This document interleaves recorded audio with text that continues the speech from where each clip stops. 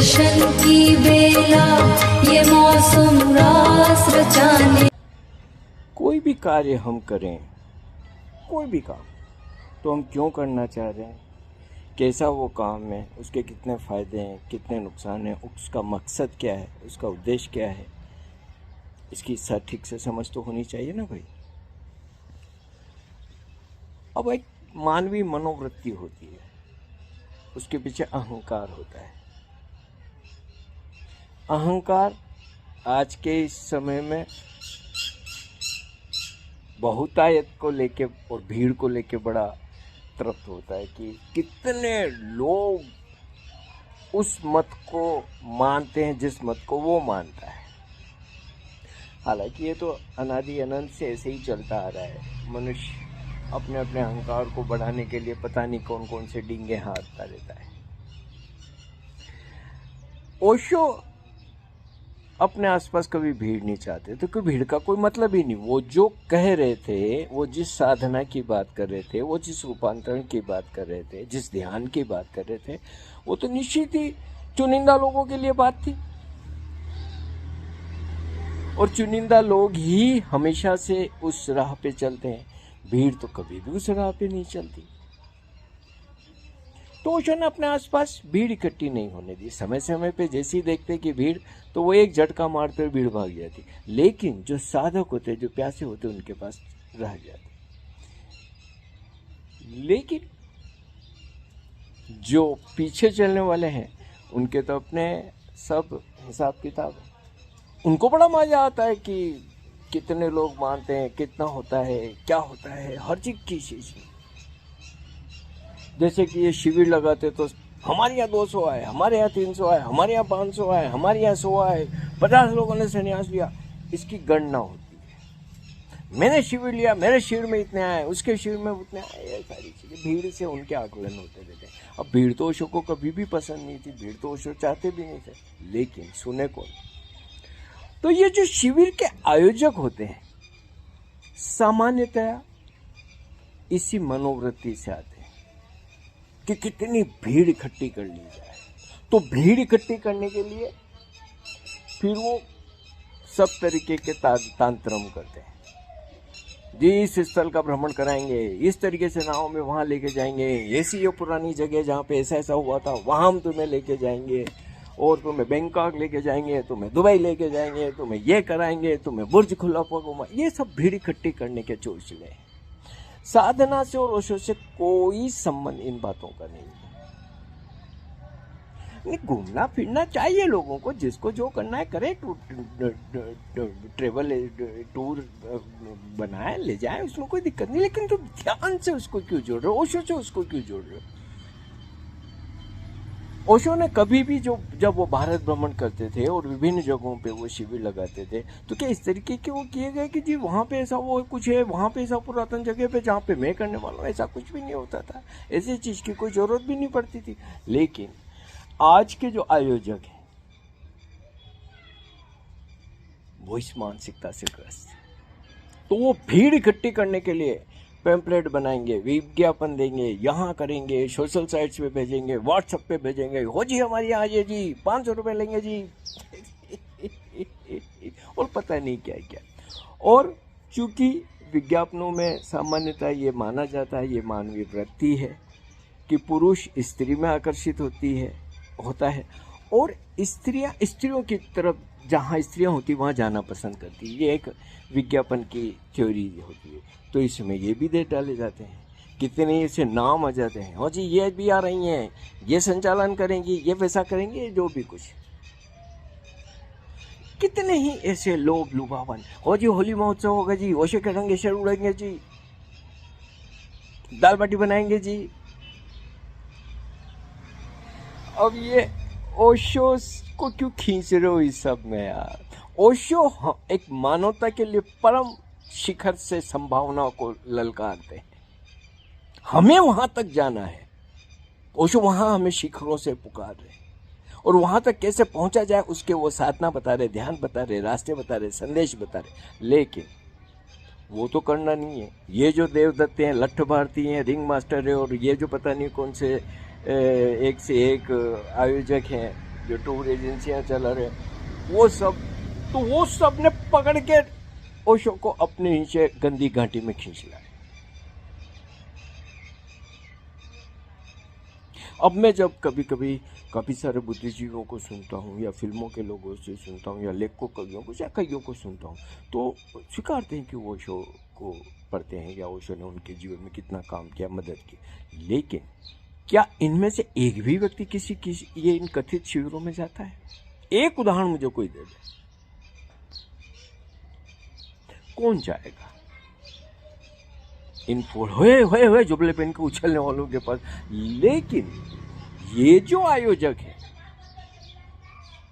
वो इसी सब में लगे कि पैसे आ जाए, भीड़ इकट्ठी हो जाए, थोड़ी पूड़ियाँ तल के खाना हो जाए, हो हल्ला हो जाए, फिल्मी गानों पे ठुमके लग जाए, ताका जाकी हो जाए। सामान्यतः इसी सब में उलझे लोग हैं। ना तो खुद ने ध्यान किया, ना कोई ध्यान साधना की, न उस भीतर के कुछ अचेतन परतों को खोला, उसका आनंद मिला, न ओशो के प्रेम और समर्पण का कोई स्वाद लगा। अगर लगा होता तो ये सब तो धिंगा मस्ती वो नहीं करते, लेकिन कर रहे हैं। तो एक ध्यान शिविरों में सबसे बड़ी बीमारी है आयोजकों की।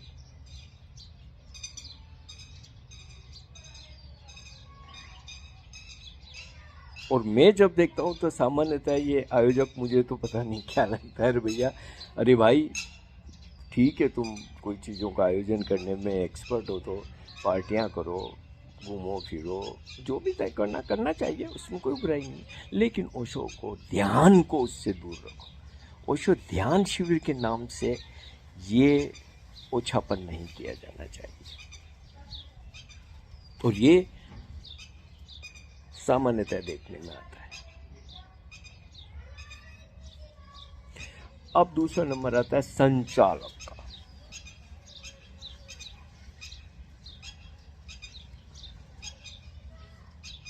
बहुत शुरू में जब ओशो ने शिविर लेने बंद किए और पूना में वो 1974 के बाद स्थायी रूप से रहने लगे, तो मित्रों ने अपने अपने गांव, नगर, शहर में अपने अपने स्तर पर ध्यान शिविर लगाए या ध्यान के कार्यक्रम किए। 2 दिन के, 3 दिन के, 5 दिन के। आसपास के लोग इकट्ठे हो जाते, मित्र लोग, और वो ध्यान कर लेते, ओशो के प्रवचन सुन लेते। ये पूरे देश में होता था। स्थानीय रूप से लोग अपना आयोजन कर लेते थे, ध्यान कर लेते थे, 2 दिन 5 दिन का, और बड़ा अच्छा माहौल होता था उस वक्त। उसमें कोई संचालक नहीं होता था। कोई भी एक व्यक्ति ध्यान कर रहा, भाई पूना में ओशो इंटरनेशनल मेडिटेशन रिजॉर्ट में कोई अलग से संचालक है क्या? कोई झाड़ू लगाने वाला ब्लैक रोब पहनता है, अब लगाया और जाके कुंडली नहीं करा के वापस अपने झाड़ू लगाने लग जाता है। इसी तरीके से सारे होते हैं। तो यही पूरे देश में होता था। ये संचालकों की बीमारी थी ही नहीं, कोई संचालकों को नहीं बुलाते थे। अब एक संयोग की बात थी, एक कोई स्थिति परिस्थिति ऐसी बनी कि एक सज्जन संचालक के रूप में घूमने लगे। ये बीमारी उनसे शुरू हुई, फिर उनका देखा देखी 3-4 और भी संचालक बन गए। अब उन संचालक महोदय का फ्लाइट में आना जाना, बड़ी होटलों में रुकना और थोड़ा खर्चा पानी भी लेना। तो अगर एक शिविर में 30,000 का खर्चा होता तो 20,000 में तो सारे शिविरार्थी आते हैं, सारे आयोजन आते हैं, सारे खर्चे आते हैं, और 10,000 एक संचालक महोदय के माथे लग जाता। और इसमें फिर कई तरीके की कमाइयां भी जुड़ गई और सब कुछ, वो एक अलग विषय है। अब मैं जब कई बार बातें करता था तो मैं लोगों को कहता, तुम इस संचालक को बुला क्यों रहे हो? तुम्हें क्या जरूरत पड़ रही है एक तरीके से शो कराने वाले की? ओशो है, तुम्हारे गुरु हैं कि ये सज्जन जो बीच में आ गए, ये तुम्हें गुरु, इनके गुरु बन, और ये गुरु बन बैठे। इनके लोगों ने तस्वीरें लगानी शुरू कर दी और हमने उनसे शिविर संन्यास लिया थी, हमने इनसे संन्यास लिया था जी। अरे ओशो स्वयं संन्यास देते हुए कह रहे हैं कि ये अस्तित्व तुम्हारे बीच की कहानी, मैं तो बीच में कुछ भी नहीं हूं। और लेकिन ये संचालक गुरु बन बैठे, उन्हीं की गुरुडम चल निकली। अब दावे करने लगते हैं कि हम ओशो के इतने करीबी ये सब अपने अपनी दुकानदारी जमाने के लिए कई तरीके के रंग रोगन करने पड़ते, तो इन संचालकों ने भी रंग रोगन करने शुरू कर दी। लेकिन ये बीमारी चली बहुत बाद में संचालक की। बहुत सालों तक संचालक होते ही नहीं थे, किसी शिविर में किसी ध्यान कार्यक्रम में संचालक नहीं होते थे। अब ये एक नया खर्चा हो गया, अब ये एक नया ट्रेंड चल गया, फलाचंद जी आएंगे, वलाचंद जी आएंगे, गलाचंद जी आएंगे। अब ओशो तो बेचारे कहीं गए, ये बीच में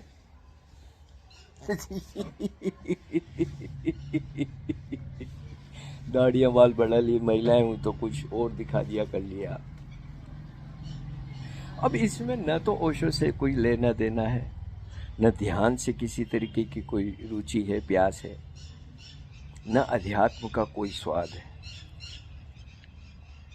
संचालक आएंगे, एक ये संचालक की नई कैंसर ओशो के कार्य में जुड़ गए, जिसे हम कह सकते हैं कि ये मध्यस्थ आ गए, जिसके लिए ओशो ने कहा कि मैसेज बनो, मैसेंजर नहीं, लेकिन ये सारे मैसेंजर बन गए। अजी हम ओशो के बहुत करीब थे, ऐसे ऐसे हम ओशो के साथ में किया था।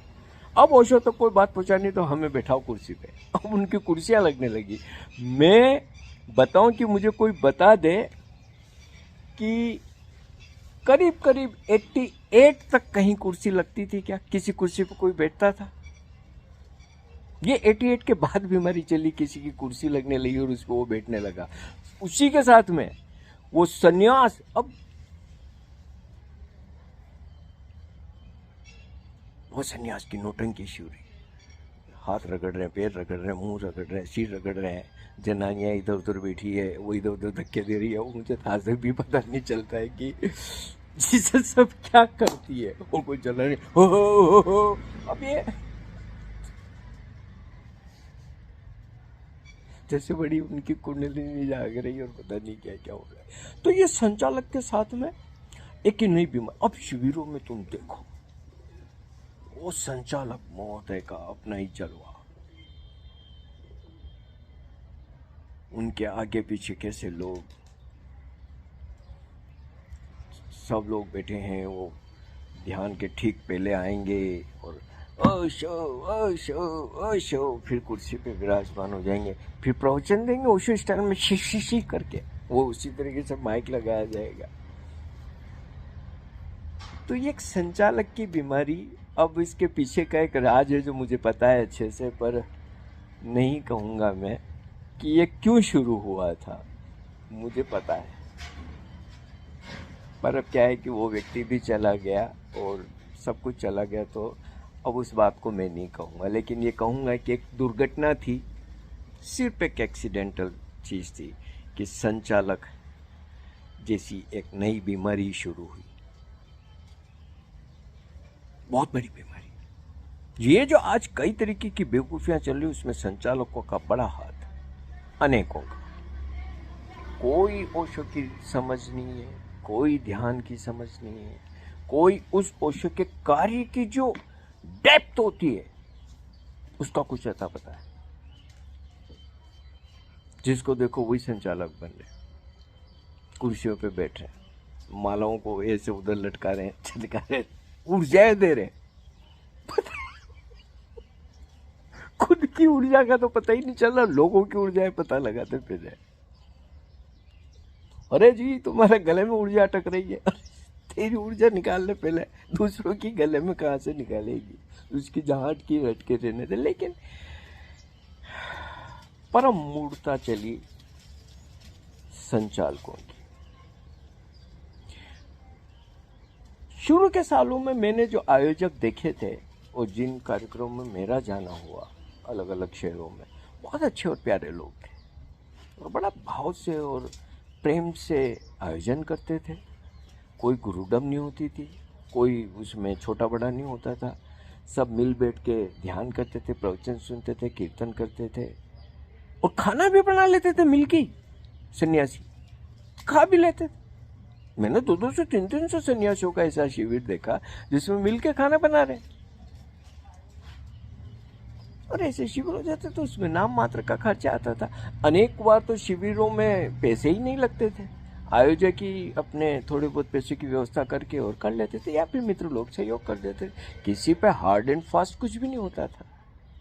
लेकिन आज तो देखो 10,000, 20,000, 50,000, एक के साथ डॉर्मेट्री के इतने, 3 के साथ डॉर्मेट्री के इतने, अलग एयर कंडीशन के उतने। अरे भाई ये क्या कर रहे हो तुम? ये कौन सी दुकानदारी शुरू की भाई? लेकिन ये दुकानदारी चल निकली, और इसके आसपास की कितनी ही बेवकूफियां आप देख सकते हो।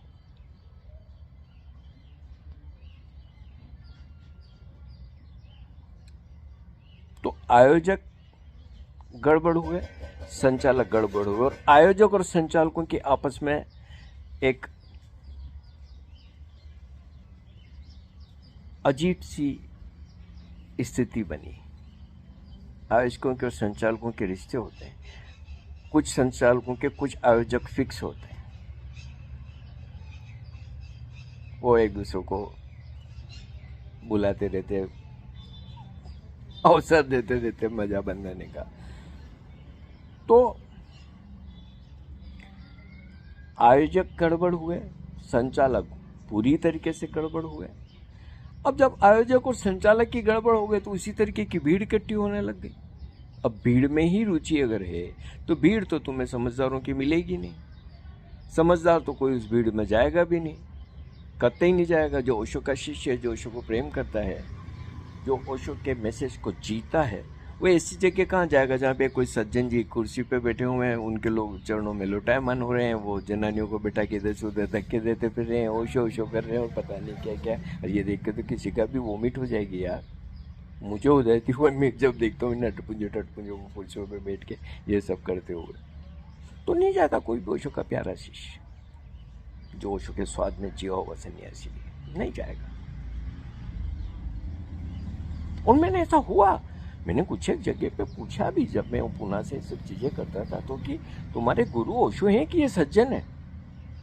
लेकिन उनकी तस्वीरें लगा रखी। ये तो उनने अपनी मालाएं शुरू नहीं की, लेकिन उनकी अपनी मालाएं भी शुरू कर देते हो। तो एक बीमारी चल निकली शिविरों के नाम पे। ये आयोजक और संचालकों के आपस के एक ही थैली के चट्टे बट्टे ये, और अपने पूरे देश में बीमारियां शुरू कर दी।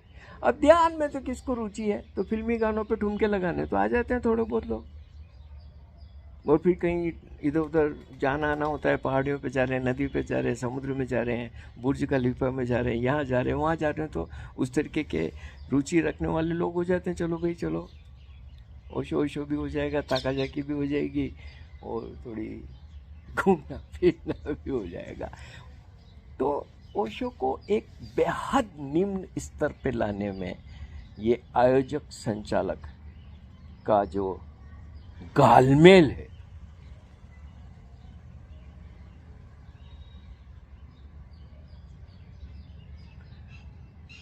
देखते देखते ओशो के काम का